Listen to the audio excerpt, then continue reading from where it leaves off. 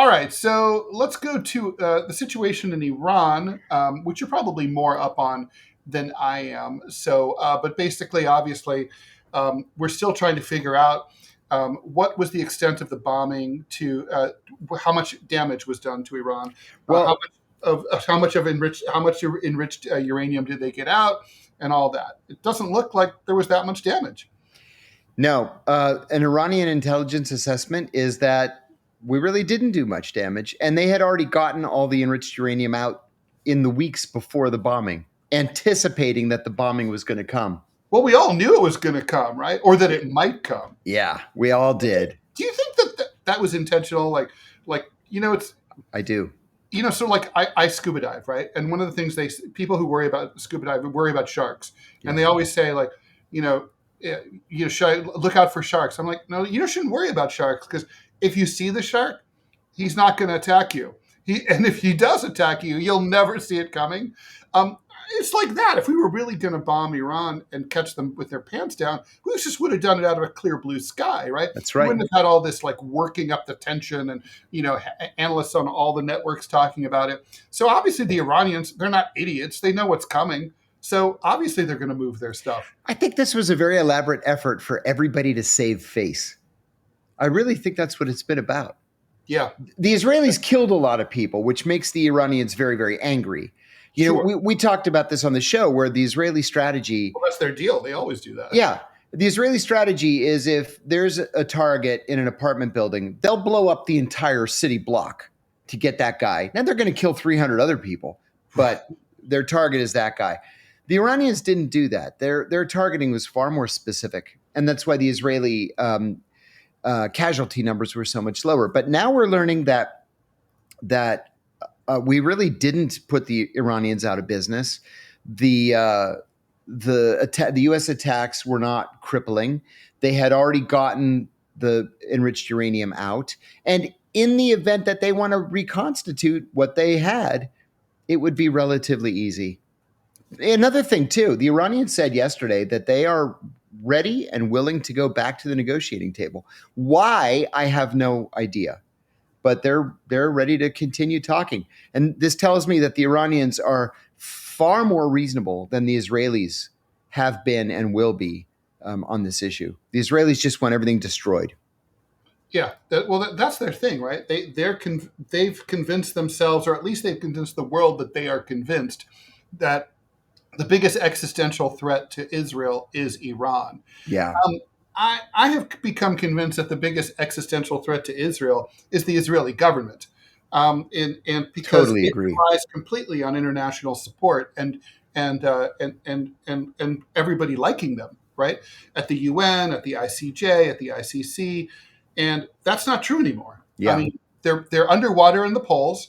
The United States is their number one benefactor, and but if the citizens of the country who supply you with the most foreign aid and run interference for you in international organizations like the UN Security Council don't like you, you're going to pay for that. I mean, the Israelis know that. They've got to know that. We should add too. Rita asks a question. We've addressed it a couple times, but we can give a little bit more detail here. What would the Saudi reaction be? Well, the Saudis have been pretty public in with their policy that they want to begin enriching their own uranium. So the original deal in the 2 weeks before the October 7th attacks was that the Saudis would sign the Abraham Accords. They would open an embassy in Tel Aviv, not in Jerusalem, and the Israelis would open an embassy in Riyadh, and in exchange, the United States would guarantee Saudi Arabia's security and provide Saudi Arabia with its first nuclear reactor, where they could begin enriching uranium and using the nuclear reactor to generate electricity. Now, that all fell by the wayside, of course, but it looks like that's the deal that's on the table. Well, so we'll see what happens. I mean, it feels like we just go round and round and round and round, right? I mean, and I know that it's hard to know how to negotiate with the Iranians because no one person can really sign off on anything. Right. it's much more of like you need a collective group, right? Like Iran has like overlapping, very Byzantine kind Yeah. of governing style. But still, no, the Trump administration has had a lot of trouble with diplomacy. I mean, they just, look the thing, they dropped the ball with Russia and Ukraine. Although, by the way, what do you make of this 50-day delay? The Ukrainians are complaining that this is just giving, during the peak of fighting season, it's giving the Russians more chance to beat them up and soften them up in preparation for the ultimate peace talks. Yeah. Or maybe it's just Trump, as usual, like with the tariffs, kicking the can down the road over and over and over again, like a college student who keeps asking for extensions on his paper. Yeah, I think that's it. Trump is personally offended that Putin hasn't agreed to engage in peace talks. And so now he's going to start taking it out on the Russians by providing arms to the Ukrainians that he had previously said he would cut off. Hegseth actually did cut off aid to the Ukrainians, and only to be overturned by Trump a day or 2 days later. I don't see any end in sight to this Russia-Ukraine thing, Ted. And in fact, if anything, the Treasury Department right now is coming up with new sanctions to impose on the Russians. I don't know. What I don't know new what sanctions are there, or could there be? Only meaningless ones. You and I have talked about this before. A sanction can be, well, there's this guy, Ted Rall, and he is not going to be allowed to open a checking account in any of our banks. That's a sanction. Right. I don't want to. No, right. You never would. You never would open a checking account in one of their banks. But that's a sanction. And they can say, well, we toughen sanctions. So, we're going to see this thing through. I don't know. I think it's all silliness. Well, so I guess, so there's also been talk that maybe the hot war between Iran and Israel isn't over. On the Iranian side, at least if Iranian YouTube channels are to be believed, they fully expect another hit from the Israelis. They don't know when it's going to come, of course, and they don't know whether the United States is going to be involved, but they believe the Israelis are going to hit them again. What do you think? I don't think they will. The Iranians have done everything right. Willing to go back to the negotiating table, not really retaliating against the United States. They fired a missile at Al Udeid Air Base. They hit a U.S. After providing warning. After providing warning, the geodesic dome with the communications equipment in it. But if they were to attack the Iranians again, they're going to have to do it without American assistance. And obviously the Iranians have to be racing to get that nuclear weapon online, but it's going to take a while. Oh, yeah. Even though Netanyahu's been saying since 1992 that the Iranians are 6 months away from a nuclear weapon. Yeah, it doesn't work that way, right? No. Yeah. It's funny because it's not like a big secret, right? The Progressive magazine, remember when they published the H-bomb information, how to make one back in the 70s? And the FBI raided their offices. Right. Yep. I was, so I was a nuclear engineering major at Columbia, applied physics and nuclear engineering. Oh my God. And, one of the first things you learn is it's not really that hard. It's but it's time consuming. Yeah. It's like making a turkey. Anyone can cook it, but it takes all day. Yeah, exactly. So, exactly. So, So let's talk about facial recognition software. So I was really fascinated by this. There's this company called Clearview AI that has kind of like this very strange kind of advisory board. Richard Clark, Floyd Abrams. Richard Clark. Of all people, right? Shame on him. It's and basically they have, as of 2020, and I'm sure they're a lot bigger now. They had 2,200 contracts with police departments and intelligence agencies and government agencies in 27 countries. Now that was 5 years ago, right? And two of those organizations are the New York Police Department and the fire department of the city of New York. And I was kind of like trying to figure out, like, why would the fire department need facial recognition software? Well, anyway, I also should point out that in New York State, there is a law that says that facial, because when this first was introduced and the NYPD said, hey, we can use this to catch criminals, the concern was that Clearview would scrape, and they did this. They scraped everything off of Twitter, every photo ever loaded off of Twitter. Twitter sued them to try to get them to stop, and that case is still pending in the courts. But anyway, in response to that, New York said, okay, you can only you can compare photos of, say, your suspect that you're trying to find, but only to arrest photos and parole photos. So we already know the person's kind of like in the system. And, never mind the whole innocent until proven guilty, and if you've committed a crime before, doesn't mean that you're guilty of another crime. Throw that out. But anyway, that's what the state legislature did here. Anyway, apparently the NYPD and the FDNY can't seem to even follow that rule, even though that gives them a lot of access. And this is a really, really crazy story. So a city fire marshal, by the way, I should point out that there's been all sorts of violations of this kind of rule. For example, we've mentioned John Kiriakou. John Katsimatidis. As the resident Greek here, you have to do this. He's the Gristedes grocery market billionaire. Anyway, he subscribed to Clearview AI to identify someone that his daughter was dating. What? Yeah. And he also used it at Gristedes to identify shoplifters and go after them, right? So this is a really over-the-top firm. They've been using it illegally over and over and over again. They just can't. And so anyway, this latest case involves a dude named Zudi Ahmed. And Zudi, I'm wondering, by the way, if they mispronounced if it's Ahmed Zudi. I don't know. Yeah, right. But this is how they're reporting it in a thing called The City. Anyway, the city fire marshal went into the FDNY to access this facial recognition software to help out the NYPD, who they were trying to identify a pro-Palestinian protester at one of the encampments at Columbia University. Now, he's 21 years old. He's pre-med at City College. So he was at Columbia.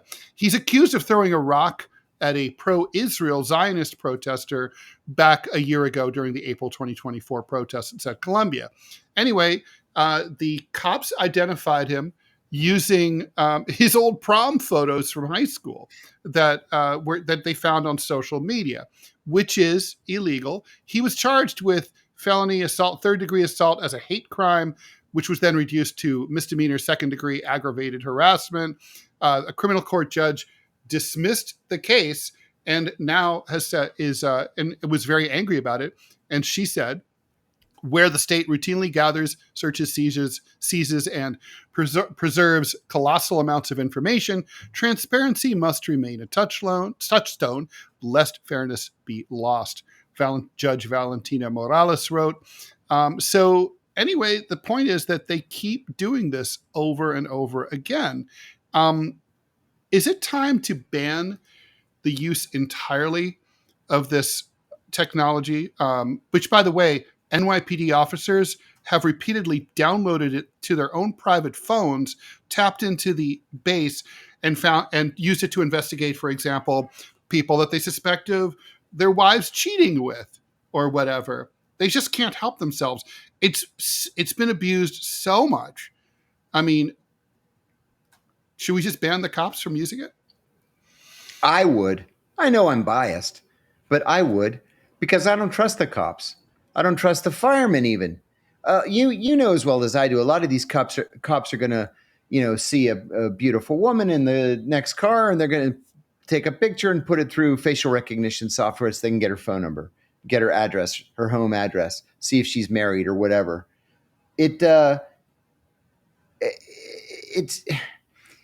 first of all, there's no probable cause, so they shouldn't even have the right to do something like this.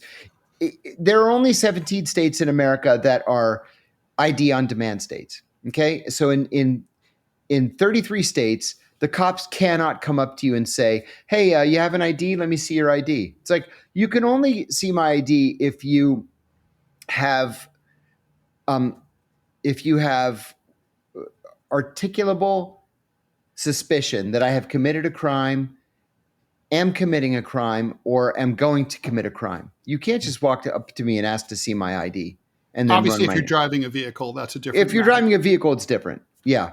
But if you're just protesting or you're standing on the street corner or whatever, the cops cannot just walk up to you and demand that you identify yourself. Well, this is circumventing that, Right. and so I think it should be illegal. I really do. I mean, yeah, I think you have a reasonable. I mean, so you don't really have. It's interesting. You don't have an expectation of privacy legally if you walk in public, right? Like, for Right. example, I can Right. take your picture on the street as part of a crowd scene or whatever if I'm just taking a picture on the street.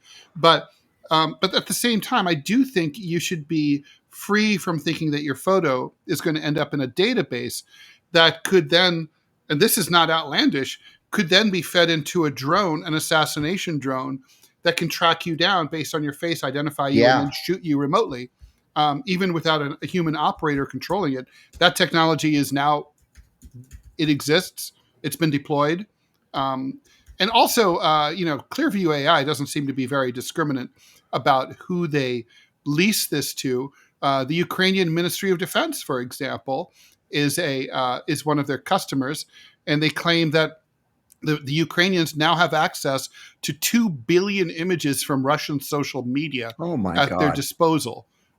So there's just, they're like, Twitter sent a cease and desist. I mentioned that to Clearview. And I'll love this. The CEO of Clearview replied to the lawsuit that they have a First Amendment right to access public data. I don't think that's quite true, is it? No. So, No. I don't think it is true. but basically it's the Wild West, and it's just, and it's also like, I don't know, it's like they had no, if they can't identify this guy some other way, sorry, I guess, I mean, and of course the counter argument is, well, this could be used to catch bad people, and that's true. Great. But we I have would, we have a legal MO that the cops need to use to go catch that bad person. yeah, I would rather see guilty people get away than see innocent people ensnared. Oh my God, I agree completely. Completely. So, yeah, well, I mean, so this, but here we go, and it's not. I wanted to talk about it because it's really just like not an issue that even the left seems particularly concerned about. Although traditionally, it's always the left that's targeted. Although this, by the way, this technology was used to ID a lot of January 6ers too. I believe that. So, I believe that. Hey, I know we're short on time, but I want to say, remember a couple of weeks ago we talked about Rahm Emanuel running for president? yes, I Well- remember that. Well, Governor Glenn Youngkin of Virginia is currently on a campaign trip in Iowa. So he must have spoken to his mom, and she said, "You know what, Glenn, honey, you should be president." And so he's off to Iowa to campaign. And he said he's not campaigning. He just wanted to give a quick talk at a dinner. He's really only concerned about serving the people of Virginia. Remember when Youngkin was the great Republican hope? I sure do. I Sure do. I mean, is he still? I mean, is he? No. What happened? He ended up being Governor Veto. After a year as governor, the Democrats won both the House and the Senate in the state legislature. And so they did everything they could to protect education and abortion. And he just, vetoed. He just vetoed everything. And then even stuff that the Democrats and Republicans agreed on, like budget numbers, he vetoed that too, just to throw a wrench into everything. So he ended up not accomplishing anything. The economy in Virginia is good just because it's always good. until very recently.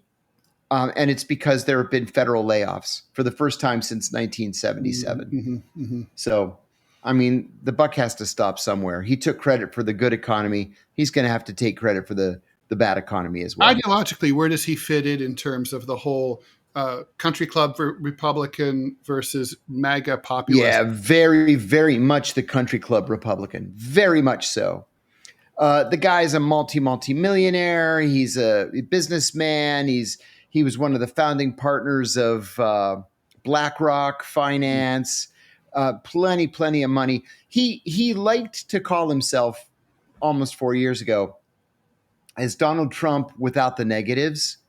He's not Donald Trump without the negatives. He is a down the line, run of the mill country club Republican.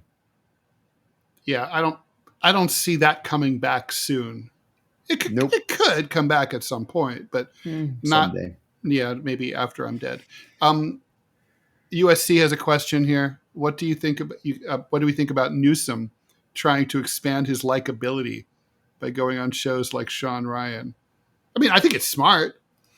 But you know what though, Newsom. First of all, I'm biased. I don't like Gavin Newsom for personal reasons. Me too. What's your personal reason? I can tell you my personal reason. When he was running for lieutenant governor, he would specifically task his campaign manager with doing these long days and go represent me here and go represent me there, and here he's screwing the guy's wife the whole time. And then they got caught. And he had to apologize. Oh, my best friend. I betrayed my best friend. I screwed his wife. Shame on him. Unforgivable. Not worthy of Californians' votes, in my view. But with that said, Newsom is going to have to answer with for the gigantic homeless population that we've come to see under his tenure. He's going to have to answer for $6.50 a gallon gasoline. He's going to have to answer for these ridiculous wildfires where the state government has done nothing to upgrade the electrical lines or to do anything to stop these fires. California has so many problems right now. Highest taxes in America. And then his response is, oh, but I'm liberal and I'm good looking, so vote for me. Well, perception is reality, right? And I mean, the perception is that California is a disaster. Mm-hmm. I happen to think it's true. I lived there for years.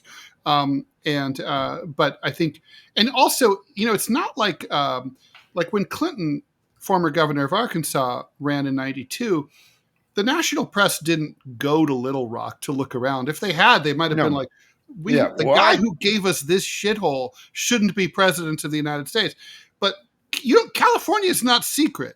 It's not in hiding. It's like everyone can see it all the time. And, I think that's his problem, right? When you're a governor, you are judged on your state. You're the executive. Yeah. Like I said, the buck has to stop somewhere. I mean, like if Andy Beshear runs, everyone's going to look at Kentucky, Josh Shapiro, everyone's going to look at Pennsylvania. It's not like that for John Fetterman, even though he's from Pennsylvania. He's a senator. That's right. It's different, inexplicably. Don't understand why he's still there. Mm-hmm. No, I don't either. Let's very quickly. I wanted to touch base with you about Trump's illness. So how do you like that? He has circulatory issues, not uncommon for older people. But it was pointed out. Looks like he's probably had them for a while, and it's only when his legs were photographed using makeup on his hands. Yeah. Did you see the pictures? Yeah. So he must have those black marks. Yes. So he's not, obviously, I don't think we're breaking any news by saying that he's not the most physically fit dude, whoever was president of the United States. He's overweight, doesn't eat well, doesn't exercise. So his clean living's not his thing. I guess Democrats are in no position to talk about this after what we just talked to Jake about. They've undergone a cover up for 4 years. They can't credibly say, "Hey, can we know more about Trump's physical health?" Not a chance. Not a chance. Nope. And in fact, this week in congressional hearings about the Biden auto pen and Biden's health, everybody took the fifth. Yeah, what do you make of that, right? Because I was kind of like thinking, so here's my question, John. I know you're not a lawyer and neither am I, but I'm sure you've thought about this, and we both have lots of friends who are lawyers.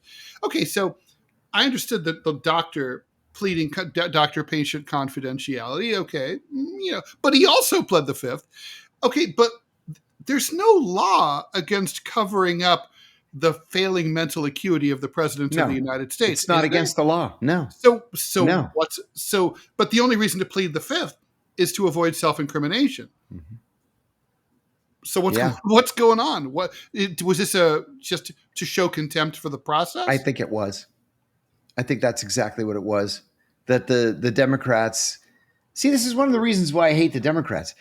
The Democrats just don't want to play this game. They're willing to use it against the Republicans, but they don't want the Republicans to, Houdini, I said exactly the same thing. When I saw the picture of his ankles, the first thing that I thought of was, this is a renal problem. Yeah.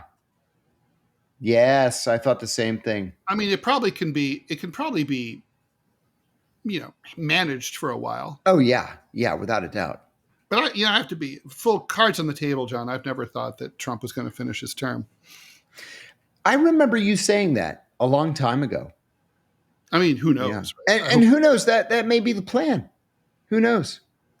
Yeah. I mean, we're in a state now where most of my liberal Democratic friends are literally saying, Vance wouldn't be so bad. No.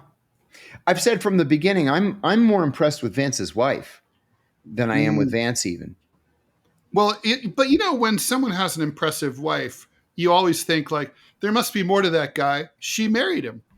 Yeah. Yeah. Right. Yeah. Yeah. Vance wouldn't be terrible, I think. I don't know. I do think he's a smart man. And of course, I'm highly biased being from a fellow creature from southwestern Ohio, from the Rust Belt, even though his story and mine are very similar, except I don't lie about claiming to be a hillbilly. I mean, it's like, sorry, no, that was your grandma. And by that standard, I'm from Brittany. Okay. So like, be serious. Like, oh, but you went to visit. So did I. Yeah. He went home in the summer. I mean, not home. He went to Kentucky in the summer. Sorry, fraud. Anyway, whatever. Okay. So yeah. Okay. I'll put this up. Yeah. No, Ted, some people aren't with the right one. Fair. Tell me about it. I'm divorced twice. This is more about like, if I have to choose between one of the two. I personally don't like any of them, and that includes the Democrats. They're right wing as far as I'm concerned. But okay, so are we sufficiently deprogrammed? Anything we need to deprogram further? Yeah, I think so, Ted. All right then. That went well. Thanks everybody for joining us. Thanks everybody. It's much appreciated. And we will see you next Monday, Wednesday, Friday, 5 p.m. Eastern time. We really, really, really mean it this time. Have a great weekend. Take care.